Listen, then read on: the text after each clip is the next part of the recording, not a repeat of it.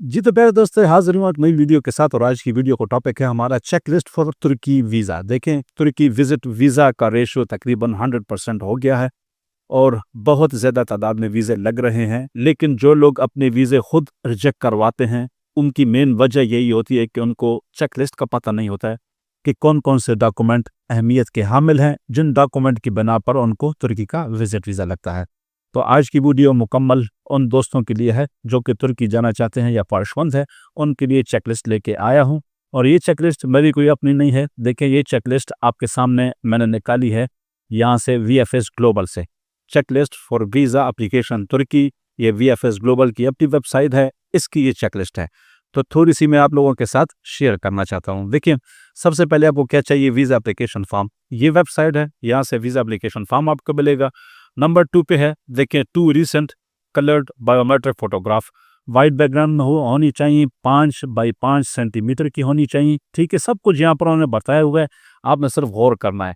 Visa form should have the same photo. जो photo आप लेके जाओगे वही फोटो आपके वीज़ा फॉर्म पे लगा होना चाहिए। ठीक है, यहाँ पर तीसरा है visa interview form given by Anatolia visa application. अच्छा, ये जो होता है, जब एनातोलिया ऑफिस में आप जाओगे, ये आपको वहाँ पर छोटा सा फॉर्म दिया जाएगा जो आपने फिल करना है। ठीक है, रिक्वेस्ट लेटर, ठीक है, cover letter sign by applicant. एक कवर लेटर आपने बनाना है कि आप क्यों जाना चाहते हैं तुर्की, वजह क्या है। ठीक है, नंबर 4 पे है passport travel document valid at least 6 month along with copies and recent.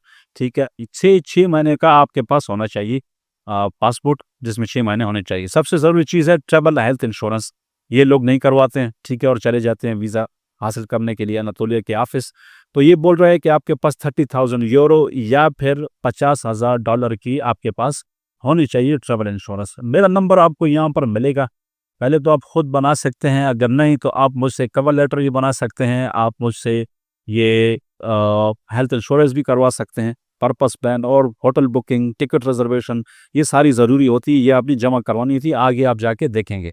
तो नंबर मेरा आपको मिलेगा, आप मुझसे कांटेक्ट कर सकते हैं। ठीक है, यहाँ पर देखिए, फिर बताया गया कि polio vaccine certificate from the government hospital. ठीक है, यहाँ से आपके पास पोलियो की वैक्सीन का होना चाहिए सर्टिफिकेट। फिर यहाँ पर देखिए बताया गया है, थोड़ा सा नीचे कर देता हूँ, कॉपी ऑफ फ्लाइट रिजर्वेशन। जैसे मैंने आपको बोला है कि देखें, फ्लाइट रिजर्वेशन आपसे ये मांगते हैं। ठीक है, और यहाँ पर ये बता रहे हैं कि travel gap must be 15 days. आपने 15 दिन रखना है ट्रेवल गैप उसके अंदर। यानी कि अगर फॉर एग्जांपल आप आप आज एनातोलिया के ऑफिस जा रहे हो डॉक्यूमेंट जमा कराने के लिए, तो आज से 15-20 दिन के बाद का आप रखोगे कि आपका वीज़ा अप्रूव होगा, तो तब जाके आप उस रिजर्वेशन पर आगे यानी कि ट्रेवल कर सकते हो टिकटिंग। ठीक है, फॉर इस्लामाबाद, ठीक है, लाहौर 17 दिन होना चाहिए, 17 दिन बाद का टिकट आपने रखना चाहिए। और कराची का यहाँ पर बता दिया गया है कि कराची का भी इस तरह 15 से 18 दिन। ठीक है, अच्छा, कॉपी ऑफ होटल रिजर्वेशन। देखिए, यहाँ पर आपको मैंने बोला है कि टिकट रिजर्वेशन, होटल रिजर्वेशन,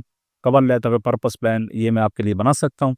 ये आपके पास होना चाहिए जब भी आप एनातोलिया ऑफिस जाओगे, यानी कि फाइल सबमिट करने के लिए। ठीक है, फिर आप देखिए अपडेटेड फैमिली रजिस्ट्रेशन सर्टिफिकेट। लोगों का क्यों वीज़ा रिजेक्ट होता है, वो सारी चीज़ें यहाँ पर आप पूरी करोगे जो ये बता रहे हैं, फिर वीज़ा रिजेक्ट होने का कोई चांस नहीं है मेरे भाइयों। ठीक है, देखिए, FRC होना चाहिए और MRC होना चाहिए। ठीक है, if newly married from NADRA. ठीक है, बिल्कुल नया होना चाहिए, कोई पुराना FRC MRC आपका नहीं चलेगा। ठीक है, in case applicant is owner of business. अगर आपके पास बिजनेस है, ठीक है, तो फिर क्या चलेगा, a statement on a company letter head. आपके कंपनी के लेटर हेड पर एक स्टेटमेंट होना चाहिए अबाउट पर्पस ऑफ विजिट, कि आप क्यों जाना चाहते हैं, वही कवर लेटर, लेकिन आपके कंपनी के लेटर हेड पे होना चाहिए। ठीक है, तो ये आपका हो गया कंपनी का। ठीक है, अगर आप बिजनेसमैन हो। ठीक है, इसके अलावा इन केस, यहाँ पर देखें, in case an apply statement statement. अच्छा, अगर आप एम्प्लॉय हैं, कहाँ पे काम कर रहे हैं, तो स्टेटमेंट फ्रॉम एम्प्लॉयर, जो आपका बॉस है, उसकी तरफ से आपके पास एक NOC स्टेटमेंट होनी चाहिए। मेंशनिंग टाइटल, टाइटल मेंशन होना चाहिए कि आप एज ए क्या काम कर रहे हो। ठीक है, सैलरी आपकी वहाँ पर होनी चाहिए कि आप इतनी सैलरी ले रहे हो, ड्यूरेशन कब से आप काम कर रहे हो उनके पास, उनकी कंपनी में, और पर्पस ऑफ विजिट, आप विजिट करना चाहते हो। ठीक है, कंपनी के लेटर हेड पे, उस कंपनी के लेटर हेड पे जिस कंपनी ने आपको जॉब दी हुई है, विद अलान 3 मंथ सैलरी से। आपके पास 3 मंथ सैलरी सिप की उन पर लगानी है कि आपको कंपनी इतनी सैलरी दे रही है, ठीक है।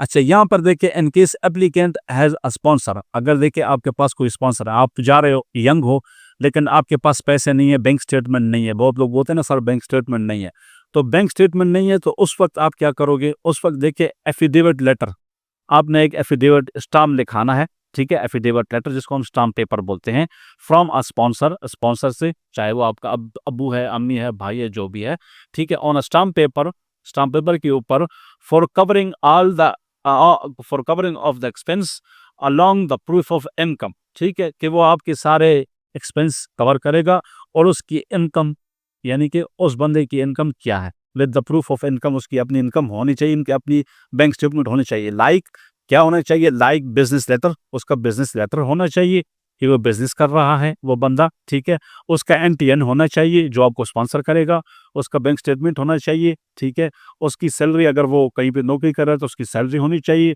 और ड्यूरेशन ऑफ एम्प्लॉयमेंट, अगर कहीं पे नौकरी कर रहा है तो कितने ऐसे से नौकरी कर रहा है, ठीक है। इसके अलावा अगर आप खुद बिजनेसमैन है तो आपको क्या चाहिए, आपका एफवीआर लगेगा, एनटीएन लगेगा, आपका इनकम क्या है, ठीक है, एक्टिव टैक्स पेयर आप होने चाहिए, सर्टिफिकेट आपका होना चाहिए, ठीक है, for individual and company which are recently taken from the relevant tax. अच्छा, ये सब कुछ आपका नया होना चाहिए, कोई पुराने नहीं। अच्छा, बैंक अकाउंट मेंटेनेंस सर्टिफिकेट, अगर आपके पास अपना बैंक अकाउंट है या आप बिजनेसमैन है तो आपका बिजनेस बैंक अकाउंट है तो उसका मेंटेनेंस लेटर होना चाहिए for personal and company account along with original bank statement, ठीक है, अगर आपका कोई कंपनी का बैंक अकाउंट है तो along with original bank statement, आपका ओरिजिनल बैंक स्टेटमेंट लगेगा फॉर लास्ट 3 मंथ, 3 महीने के पिछले 3 महीने का स्टम्प यानी कि उस पर स्टम्प भी लगी होनी चाहिए, और नॉट ओल्ड देन 7 डेज, और 7 दिन पुरानी होगी, इससे ज़्यादा होगी तो फिर वो नहीं मानी जाएगी।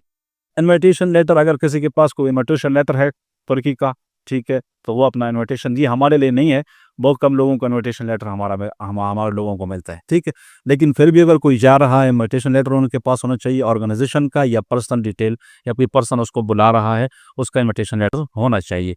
इन्विटेशन लेटर के लिए क्या क्या चीज़ें हैं वो सारी फिर बताई जाएंगी आगे, ठीक है।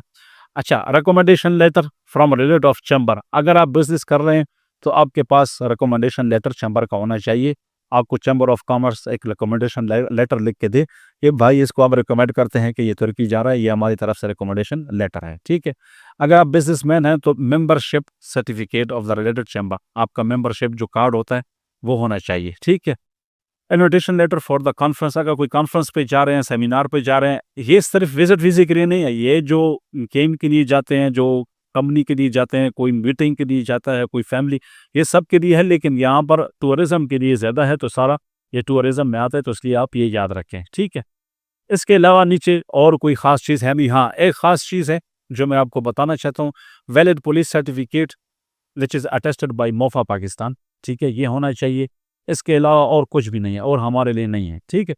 तो और उन लोगों के लिए है जो कि स्पोर्ट्स पे जाते हैं, मीटिंग पे जाते हैं, लेकिन ऊपर की ये जो 5 6 8 लाइनें हैं ये सिर्फ हमारे लिए हैं, इसलिए ये शेयर करना बहुत ही ज़्यादा ज़रूरी था, ठीक है।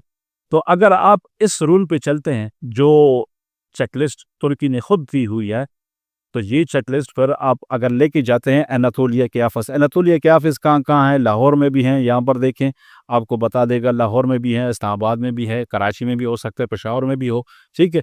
तो एनातोलिया के ऑफिस भी बगैर अपॉइंटमेंट के आप जाओगे, ये सारे डॉक्यूमेंट्स लेके जाओगे और वहाँ पर उनको दे दोगे, आपके पास एक एक कॉपी इनकी होनी चाहिए, ठीक है। जितने ओरिजिनल डॉक्यूमेंट लेके जा रहे हो इनकी एक एक कॉपी आपके पास होनी चाहिए, क्योंकि वो सब कुछ कर हो सकता है आपको वापस कर दें, फोटोस्टेट रख लें या पासपोर्ट, ये 2 चीज़ें रखेंगे क्योंकि उस पर वीज़ा लगा के देंगे, ठीक है। तो ये चीज़ें आपके पास होनी चाहिए, बाकी आप मुझसे कांटेक्ट कर सकते हैं, cover letter, purpose letter, ticket reservation, health insurance, ठीक है, होटल बुकिंग। तो यहाँ तक आज की वीडियो थी, इंशाल्लाह हाज़िर होंगे नई वीडियो में, तब तक के लिए वस्सलाम।